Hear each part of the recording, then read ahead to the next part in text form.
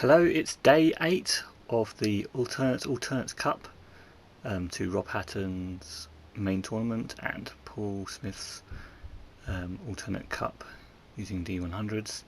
And Group H, I believe, is just closed, which means we are coming up to exactly halfway through the tournament for everyone else in just the group stages, but because we're going on right to the final straight away, and this is split into 2 sets for the second for the following rounds 3, 4 and 5, etc. That means we are very much nearly halfway. This will be the halfway point once we've done this round.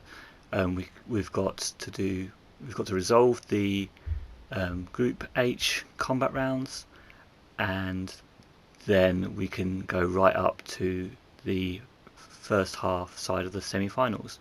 And that means we've got 6 more matches after the group round today, and we'll just get straight on it as soon as possible to make this not any longer than it needs to be. Okay. And it's getting late already, so light's failing me already. But we have House of Hell with skill 11, Spellbreaker with skill 9, which made it through along with House of Hell in the main cup, Blood of the Zombies with skill 7, Portal of Evil with skill 10, which made it through on Paul's Alternate Cup, and Gates of Death with skill 6. So we better write these out quickly. 11, 9, 7, 10, 6. 11, 9. Yeah, it's hard to see in this light now already. 7, 10, 6. Let's see if the turning the light off actually helps.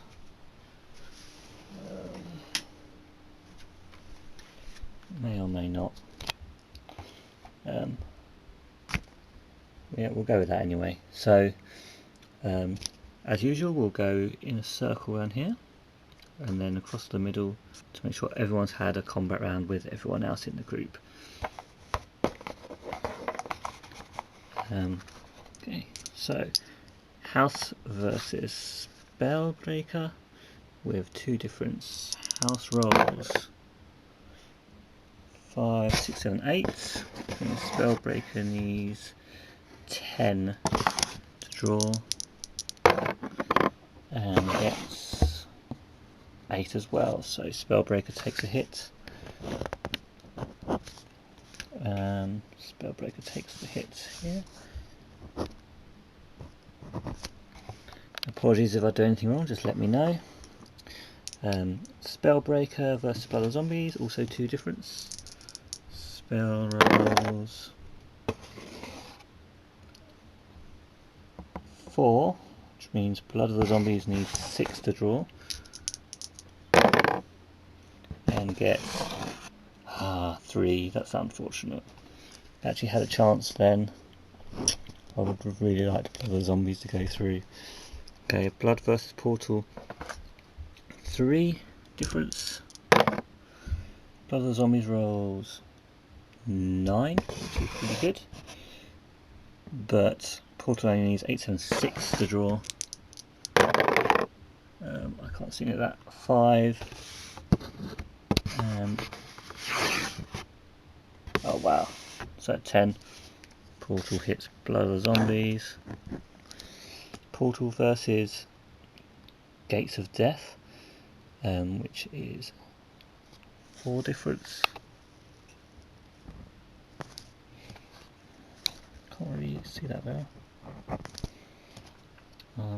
4 difference. Portal rolls 6, which means it needs 7, 8, 9, 10. Gates needs 10 to draw. It's possible. And that is a 6 as well, so Gates takes the expected hit. And finally in the first circle, Gates versus House of Hell with 5 difference in skill, which is humongous. Gates need a good score for this. Let's see what he gets. That is 3, which means an auto hit against Gates of Death. I haven't really been filling in the things, but Blood has taken 2 hits. and Gates has taken 2 hits, so I'll just do those now. Blood is down to 10. Gates is down to 10. Okay, so far House of Hell and Portal of Evil are in the lead, which could go the same way as the alternate cup. Let's now do House of Hell versus Blood of the Zombies, which is a difference of 4. House rolls 9, which means 10, 11, 12, 13. Blood of the Zombies gets hit automatically. So let's do that straight away this time, try not to forget. Blood of the Zombies versus Gate of Death, an epic battle of losers. 7 versus 6, so 1 skill lead. Blood rolls 10, which means Gates of Death needs 11 to draw, which is possible. I see a 6 and a 4, that is 10, which means Gates of Death takes the hit. I believe, unless I've got it wrong, let me know.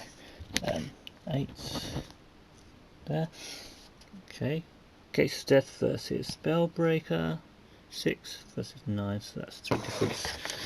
Gates rolls 5, 6, 7, which means Spellbreaker needs 6, 5, 4 just to draw, and gets, well, that's a 6, so Spellbreaker looks a hit against Gates of Death. Gates of Death is dying in a pool of its own blood. Look at that. Spellbreaker now against Portal of Evil. This could be critical. Spellbreaker versus Portal of Evil, 1 difference. Spellbreaker actually having the lower skill. Okay, so Spellbreaker rolls 5 and 2, so that's 7, which means Portal of Evil needs 6 to draw and gets the win, causing some damage to Spellbreaker, and possibly the final battle. I haven't checked, but it looks like it is. Yeah, we're drawing at 14-14, which means definitely House of Hell and Portal of Evil are going through. But let's see who's the winner. 1 difference in skill. Portal rolls first and gets 7, which means House of Hell needs 6 to draw and gets 4, 3, 4, 5, 6, 7, which means House of Hell, I believe, unless I have to watch it back later, House of Hell has made the hit against Portal of Evil. Portal of Evil goes down to 12, and we'll write it in here. So we've got the winner, which is House of Hell with 11-14, and the runner-up we've got Portal of Evil with 10-12.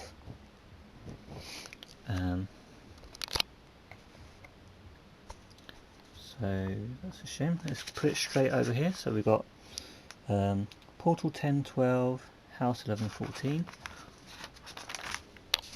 So Portal 10-12, House 11-14. And now we can finish up the first half of the whole lot, except we will leave the semi-finalists and we'll do them right at the end of the competition before the finalists, just to make that a bit more fun. Let's go. Okay, so we've got, first of all, we've got City of Thieves versus Portal. 1 difference in skill.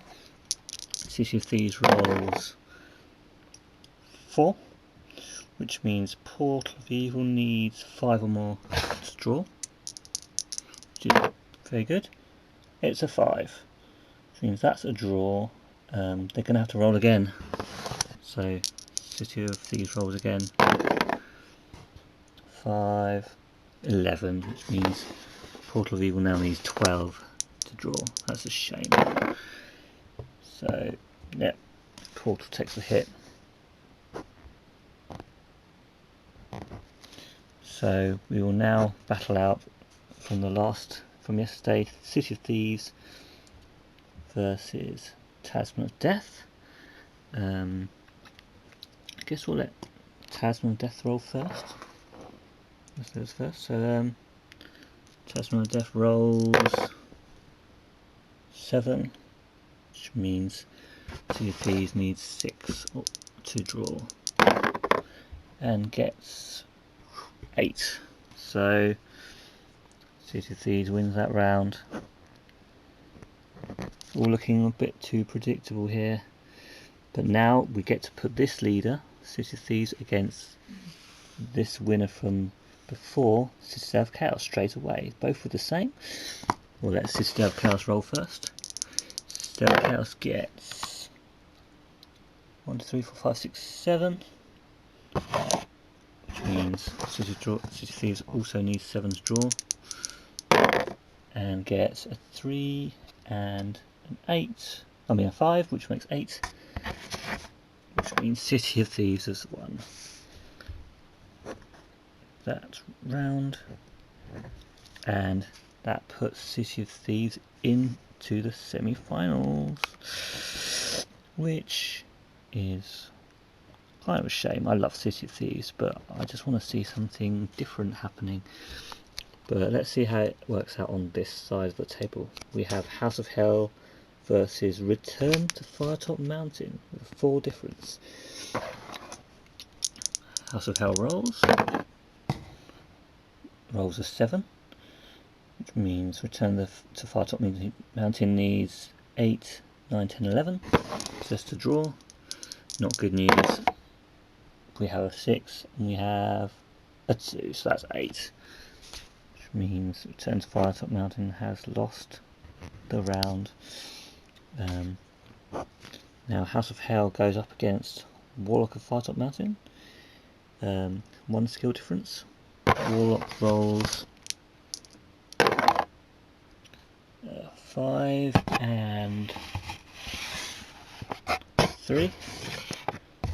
That's 8. And that means House of Hell needs 7 average to draw and gets 7 exactly. So they roll again. Warlock of Firetop Mountain rolls a 3 and a 1, so that's 4, which means House of Hell just needs 3 to draw, so that's pretty good odds. That is a 2 and that is a 4, so that's a win for House of Hell. It's a shame it's going a little too according to the skills, but there we go, the voters get what they voted for. House of Hell now against Khare, Cityport of Traps. So Khare will roll first, 1 skill difference. Khare rolls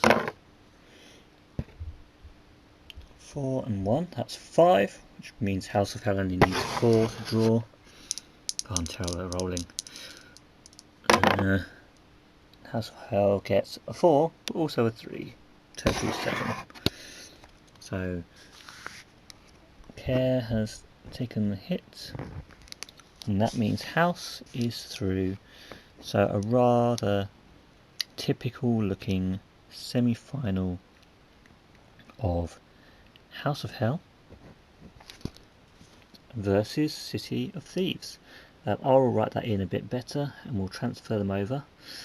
But for now, that is it for this first half of the whole thing. Join me again for tomorrow for the resolution of Group I, and we will start to work through the second half of the groups and see who else will join these two in the semi-finals. Bye.